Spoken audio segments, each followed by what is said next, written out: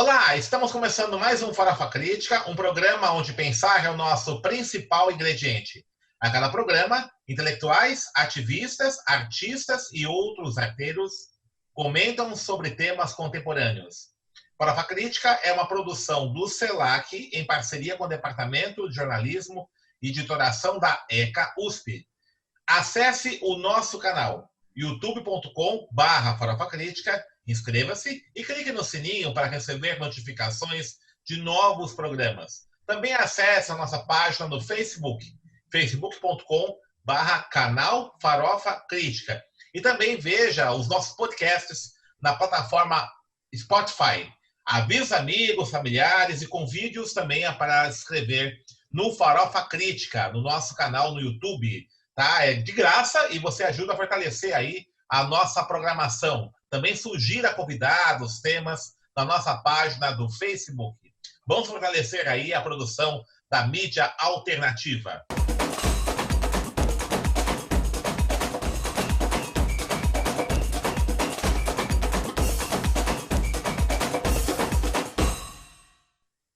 E o Farofa Crítica de hoje recebe Humberto Bersani, o professor doutor Humberto Bersani, professor adjunto da Faculdade de Direito da Universidade Federal de Uberlândia, docente permanente no programa de pós-graduação em Direito, mestrado em Constitucionalismo e Direitos da Amazônia, da Faculdade de Direito da Universidade Federal do Amazonas, a UFAM. Ele atuou também como servidor da Justiça do Trabalho no período de 2005 a 2019, quando deixou seu cargo para se dedicar exclusivamente à docência e pesquisa.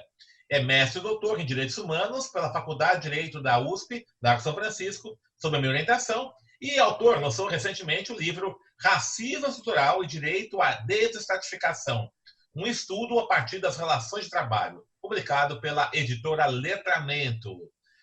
Humberto, obrigado por ter aceito o nosso convite, né? Parabéns aí pelo lançamento do seu livro.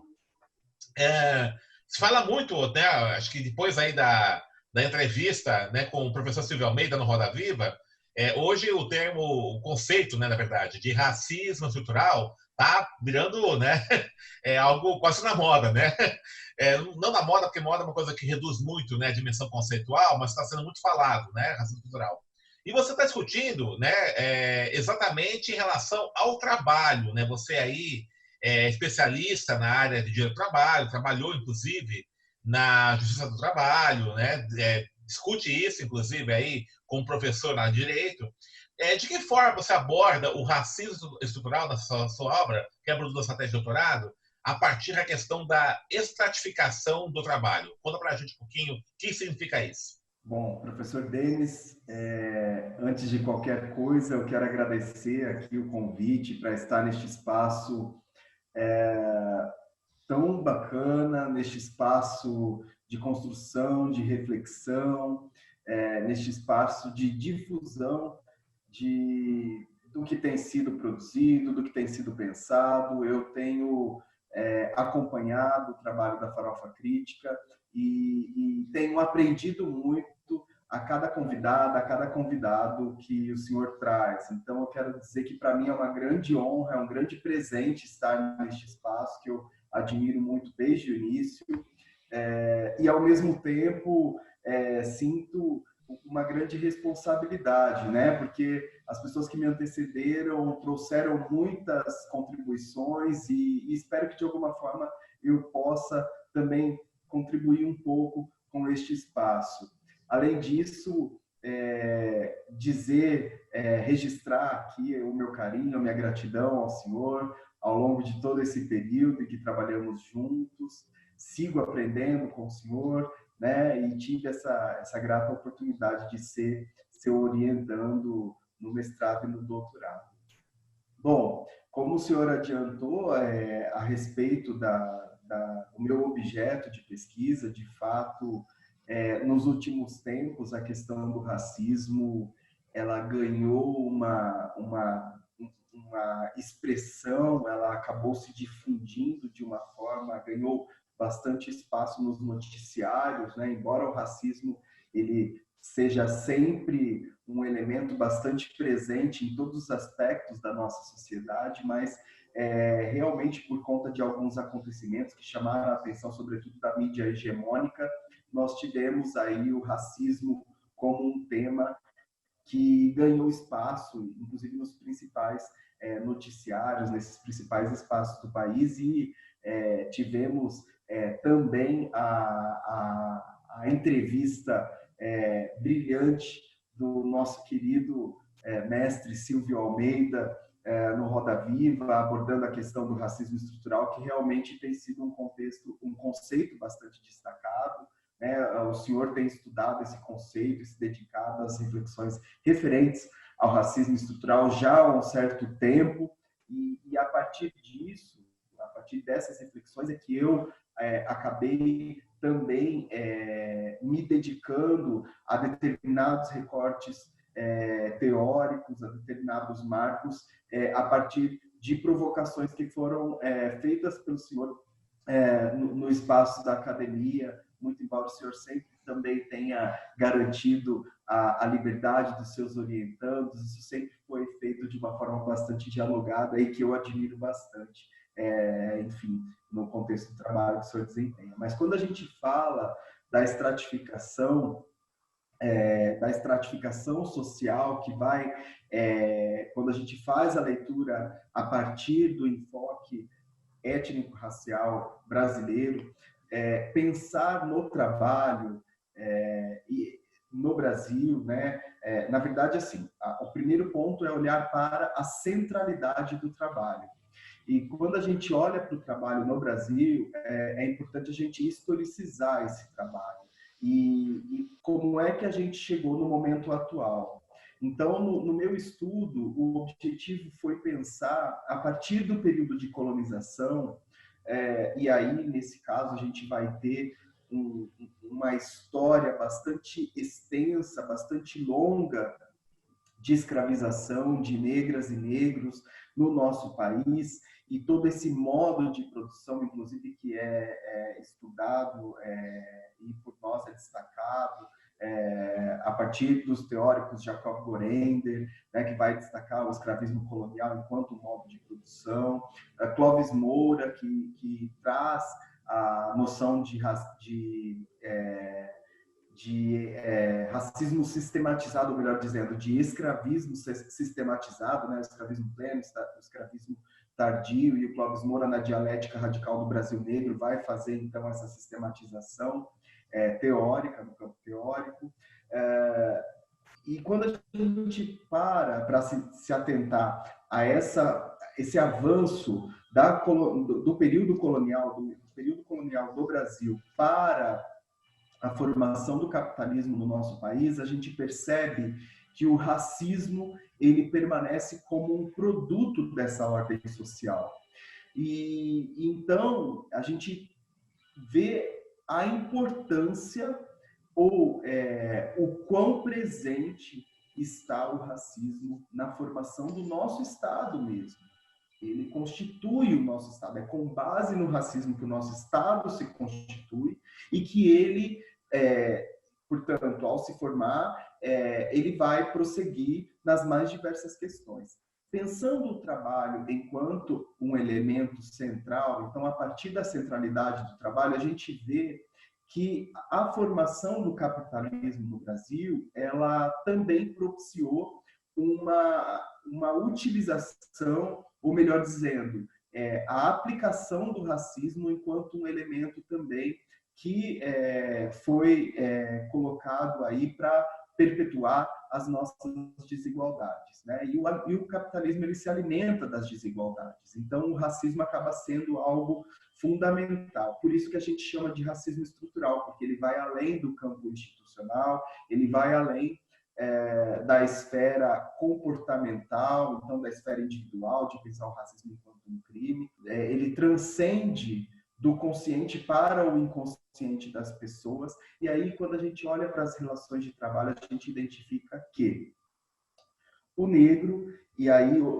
pensando já no capitalismo e no atual momento em que a gente se encontra, eu fiz um diálogo com a noção de nova morfologia do trabalho, do sociólogo do trabalho Ricardo Antunes.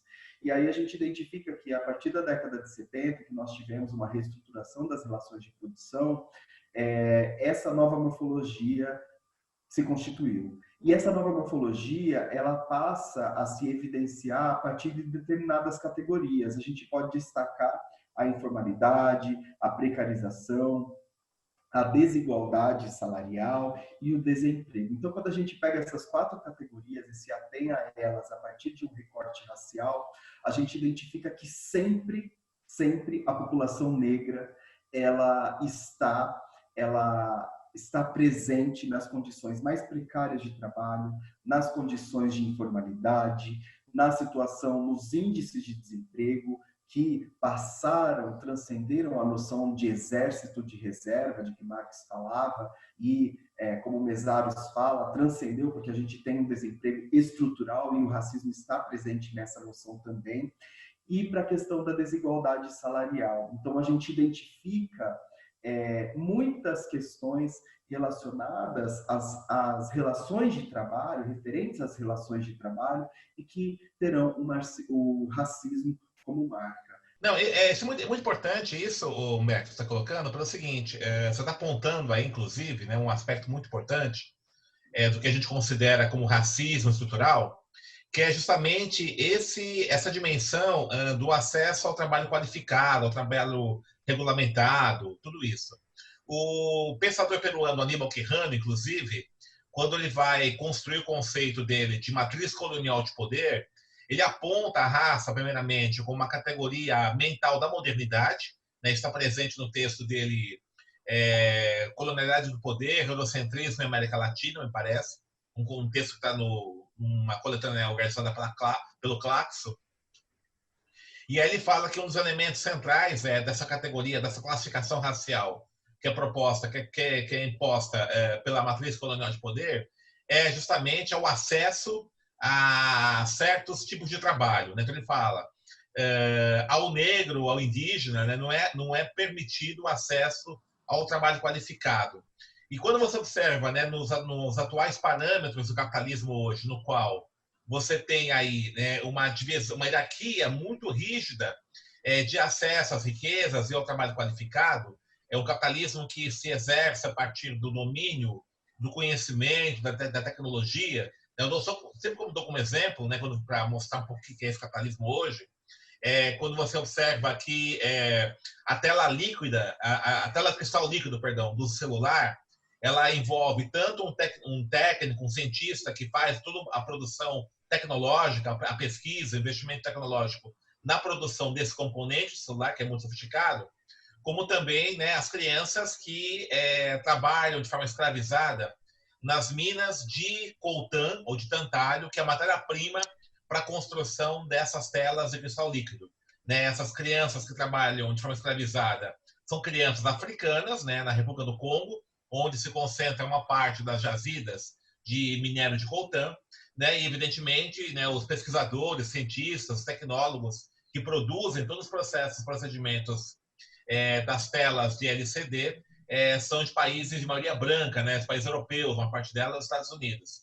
Então, veja, o que você tem aí hoje, né, uma atualização dessa estratificação que você identifica de forma muito correta, né, desde o período da escravidão.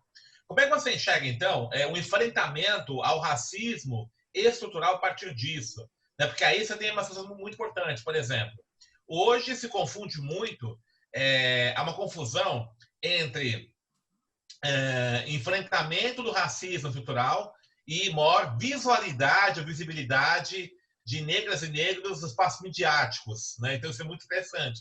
Então, de repente, por exemplo, não vou dizer que isso não é importante, mas, de repente, você tem, né, a eleição de um afro-americano à presidência da República dos Estados Unidos, o Barack Obama. Você tem a presença da Maju Coutinho na Rede Globo, no jornal Hoje. Né? Você tem agora essa polêmica agora do clipe da Beyoncé, né? Dá uma polêmica grande, é produzida pela Disney. Clipe não, desse filme, né? Que a Beyoncé produz para a Disney, né? Uma animação. Como é que você chega a isso? Né? Essa visibilidade, né? Por pressão, evidentemente, do movimento negro, né? Essa grande mídia, essa indústria cultural cedendo às pressões pela diversidade, essa agenda da diversidade vai se impondo, só que a estrutura do capitalismo ele continua estratificando de forma mais intensa aí do trabalho. Como é que você avalia essa aparente contradição que nós temos hoje? E é só para jogar uma bomba aí. Polêmico. Eu penso que realmente eu tenho acompanhado as polêmicas e em algumas discussões acaba sendo até lamentável a gente ver os contornos que essas discussões acabam ganhando, né? Mas eu acho que uma leitura possível a partir do seu questionamento, ela pode ser feita a partir do pensamento de um intelectual que é bastante ignorado na academia, sobretudo porque a academia ela ainda reproduz essa lógica colonial. E esse intelectual é o Clóvis Moura, né?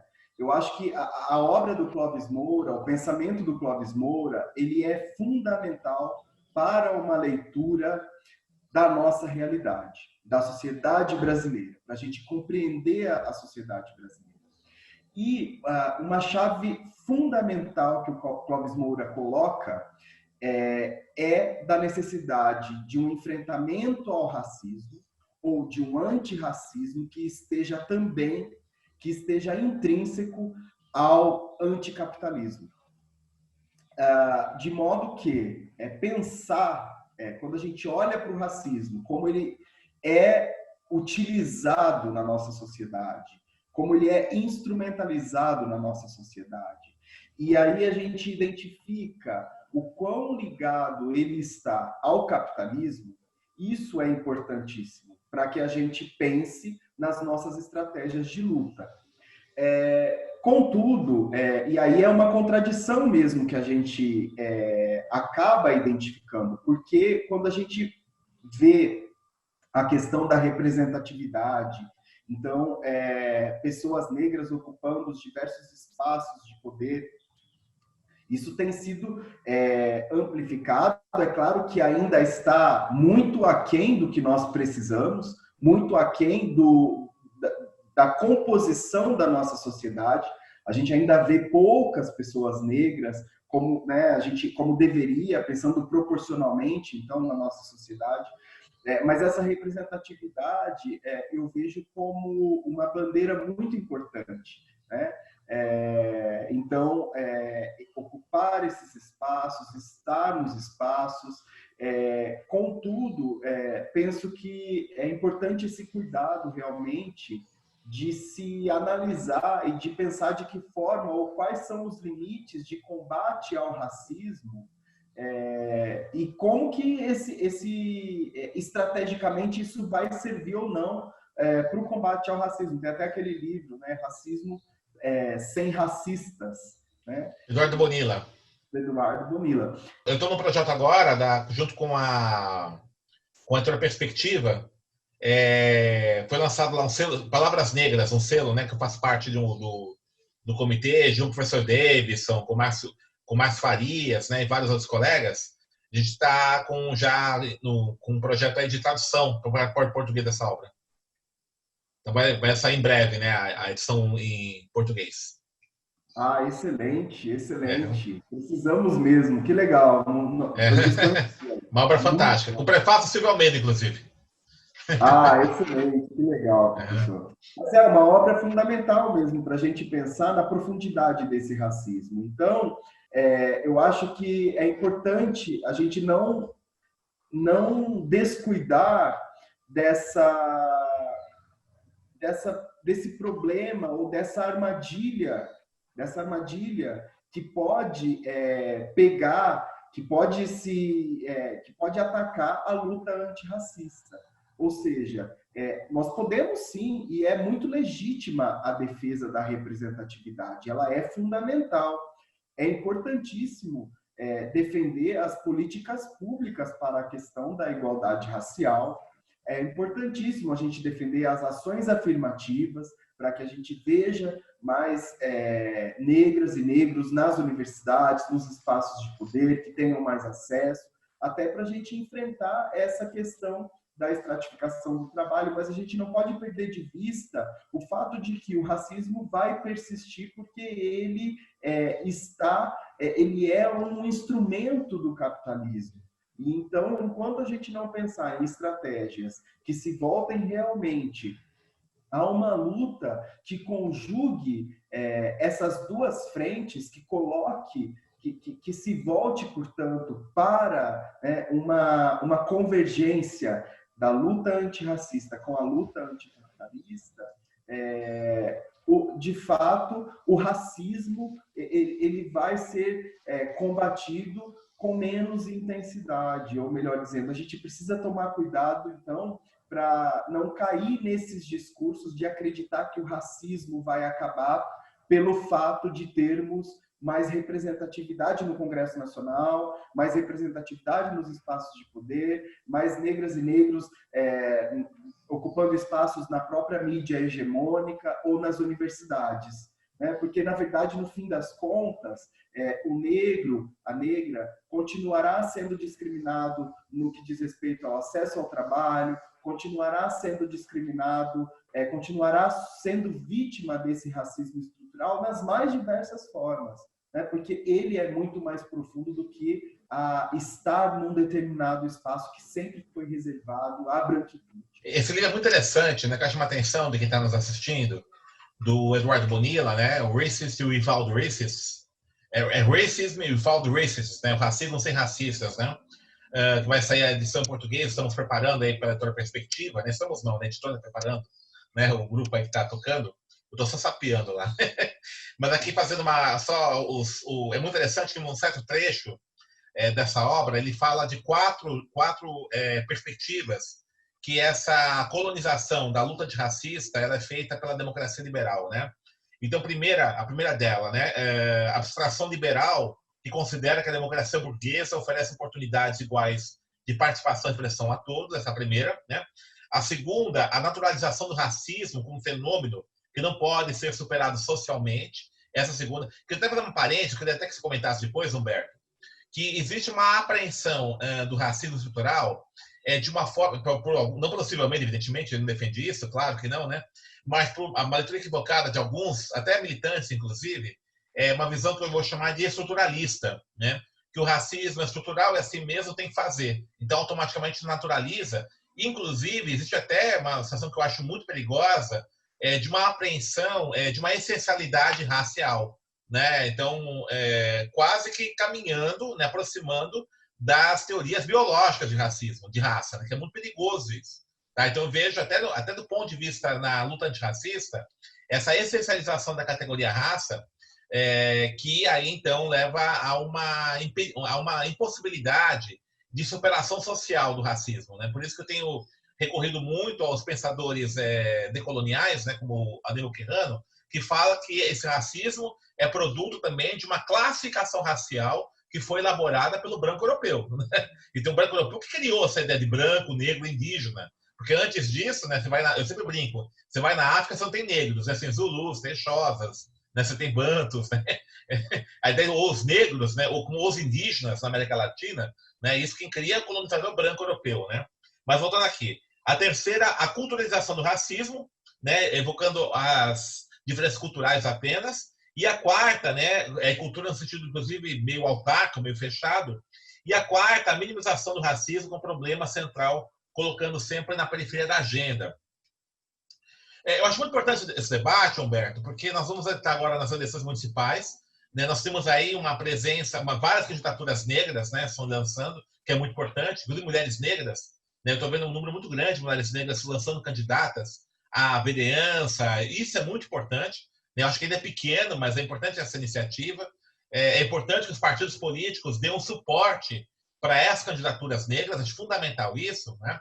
Agora, entretanto, também é importante que essa presença nesses espaços, assim como universitárias negras, né? No espaço acadêmico, enfim, né? No campo dos espaços institucionais, no espaço jurídico, etc., na mídia, tudo isso, entendo nem que a participação desses espaços é parte de uma luta mais ampla. Né? Acho que é muito importante isso, que é isso que você coloca. Né? Então, veja só, você tem uma estrutura do capitalismo que estratifica posições. Então, o que vai acontecer? Essas poucas pessoas negras que escapam dessa ratificação são exceções que confirmam a regra.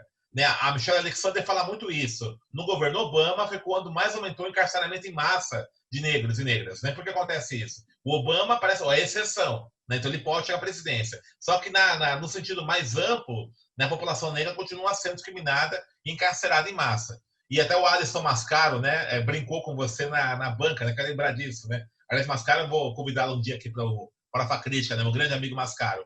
Né? O Estado branco de Obama. Ele brincou com isso, né? Não porque Obama ele é uma pessoa, um traidor da questão racial, mas que o Estado transcende a mera ocupação do espaço de governo. Então, queria que você comentasse um pouquinho sobre isso, né? Nas suas pesquisas, nos seus estudos, Clóvis Moura é de fato uma referência importante. Como é que você enxerga, então, esses enfrentamentos desse racismo, particularmente a partir daqueles que estão colocados aí nesse trabalho estratificado? Inclusive, o senhor destacou um ponto aí da minha tese, né, que eu trago também para o livro, que é o Estado branco, que inclusive levou esse comentário do professor Alisson, que foi fantástico, né, porque realmente faz todo sentido quando a gente pensa nessa ocupação dos espaços, mas que o fato do racismo ele persiste, né? E pensar, portanto, na questão das relações... Bom, o que eu fiz ao olhar para o Estado, e aí o professor Alisson vai, no livro Estado e Forma Política, vai refutar essa questão do Estado como um ente neutro, né? E aí, quando a gente pensa nesse Estado branco, que é composto majoritariamente pela branquitude e pela lógica da branquitude, então o fato de a gente ter candidaturas negras, isso é muito importante para a construção da nossa democracia, mas a gente não pode se esquecer do fato de que a nossa democracia ela é liberal. Então, a lógica da nossa democracia ela não é para atender as demandas, ainda que essas pessoas negras sejam eleitas e vão apontar, estejam comprometidas com as pautas do movimento negro, elas vão enfrentar uma série de resistências, porque há uma lógica dentro desse modus operandi da nossa democracia que é inerente e vai trazer uma série de dificuldades. Então, essas dificuldades, mesmo e nem sempre acontece de determinadas pessoas defenderem a luta, né, do grupo, da minoria que se insere, né? E aqui é importante a gente destacar que minoria não é um conceito quantitativo. Eu gosto de lembrar bastante de um texto do Muniz Sodré, ao falar de minoria e refutar essa questão quantitativa que muitas vezes acaba confundindo. Acaba deturpando o conceito, né? Então, até porque a população negra ela é majoritária, numericamente majoritária no nosso país, né? Ela é a maioria, mas ela não ocupa os espaços de poder, não tem as mesmas oportunidades que a população não negra. No campo das relações de trabalho, para além da questão da nova morfologia, e fazendo esse diálogo com o Estado, o que eu percebi? E para isso, eu fui no estudo do Estado branco, então pensar em como é a composição desse Estado nas mais diversas esferas de poder e, inclusive, lembrando do judiciário, que o judiciário também, nós temos essa elite jurídica e a gente tem visto como o judiciário tem respondido nos diversos acontecimentos, né, que, enfim, no campo político, na discussão da politização da justiça, da judicialização da política, mas o diálogo da justiça do trabalho com a questão racial. Porque o que nós tínhamos muitas pesquisas já consolidadas olhando para o racismo sob o enfoque do sistema penal de justiça.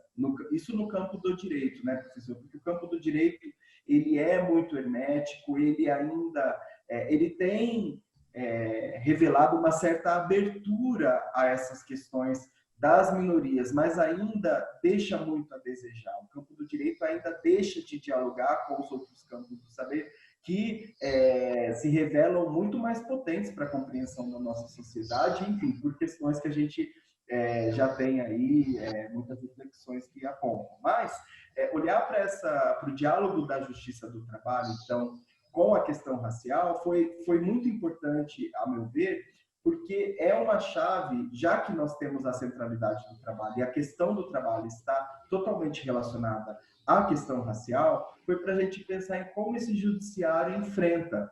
E aí, as situações, as decisões estudadas, e foram estudadas 1.044 decisões, nem todas elas, né, a gente fez a partir da busca do termo racismo nos diversos sites dos tribunais regionais do trabalho do país, e nós identificamos uma resistência bastante expressiva no reconhecimento da discriminação racial no campo das relações de trabalho, o que revelou uma análises muito rasas em certos momentos, e que isso traz à tona, então, mesmo num contexto de defesa da Constituição Federal, num contexto de defesa do combate ao racismo. Então, mesmo num contexto em que se fala assim, ninguém vai se afirmar racista na nossa sociedade. Tem gente que até se afirma, mas a grande maioria, se nós fizermos essa pesquisa, vai falar, não, eu não sou racista, né? Nunca vai se afirmar racista. Mas esse racismo, ele está para além dessa situação comportamental ou do consciente, ele está no inconsciente. E aí as decisões, elas muitas vezes se revelavam de forma muito rasa. Nós tínhamos uma discussão ali, um pedido indenizatório, em que o empregado afirmava ter sido discriminado, sofrido discriminação racial no ambiente de trabalho. E a apreciação do pedido foi feita assim de uma maneira muito sucinta e objetiva, da seguinte forma: não há que se falar em discriminação racial e indenização por danos morais por conta do racismo, porque se o empregador fosse racista, ele sequer teria contratado o empregado, já que é afrodescendente. Então, a gente vê que mesmo e o direito, ele está muito ligado a essa questão patrimonial, né? Então, mesmo para chegar nessa resposta que não é suficiente para combater o racismo da forma ampla que a gente espera, mas nem neste espaço a gente se encontra, nem nesse ponto de avanço a gente se encontra. Então, são muitas dificuldades mesmo. Nós estamos encerrando aqui nosso programa, né? Já estamos aqui já no limite, né? Já tive aviso aqui da produção. Então, você está lançando o livro aí, Racismo Estrutural e Direito à Desestratificação do Trabalho. Está publicado pela editora Letramento, né? O site da editora, pode comprar o livro, é letramento.com.br, é isso, né?